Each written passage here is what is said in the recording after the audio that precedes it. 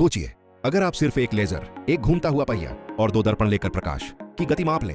सुनने में पागलपन लगता है, पर सच में ऐसा किया जा सकता है। आप लेजर बीम चलाते हैं, बीम पहले एक अर्ध प्रतिबिंबित दर्पण से गुजरती है, फिर एक ऐसे घूमते पहिए के खाली स्थान गैप से निकलती है जिसके दांत और खाली जगह बराबर होती हैं। कुल 720 दांत और 720 खाली जगह। इसके बाद लेजर सीधे 8 किलोमीटर दूर लगे प्रतिबिंब दर्पण तक जाती है, वहां से वापस लौटती है और फिर उसी घूमते पहिए के खाली स्थान में आने की कोशिश करती है। और अगर सही समय मिला तो अर्ध प्रतिबिंबित दर्पण से होकर आपकी आंख तक पहुंचती है।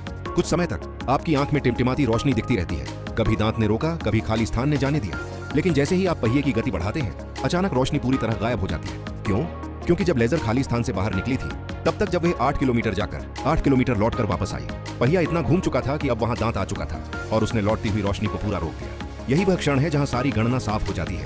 कुल दूरी 8 किलोमीटर, जाना प्लस 8 किलोमीटर, लौटना गुण 16 किलोमीटर, पहिए की गति प्रति सेकंड 13 चक्कर, एक खाली स्थान पार करने में लगने वाला समय 1 को 13 से भाग देकर फिर उसे 2 गुणा 720 से भाग देने पर जो समय आएगा वही उपयोग होता है। अब आप सूत्र लगाते हैं, चाल बराबर दूरी बटा समय, और आपको प्रकाश की गति मिल जाती है 2,99,500 किलोमीटर प्रति सेकंड, जो आधुनिक उपकरणों से मापी गई 2,99,792 किलोमीटर प्रति सेकंड, यानी लगभग 3 × 10 की घात 8 के बहुत करीब है। इतना साधारण सेटअप और इतनी कमाल की सटीकता, मानव दिमाग की कोई सीमा ही नहीं। अगर यहां तक पढ़ लिया है तो फॉलो कर दो, ताकि अगली भी ऐसी दिमाग खोलने वाली साइंस स्टोरी आप सबसे पहले देखो।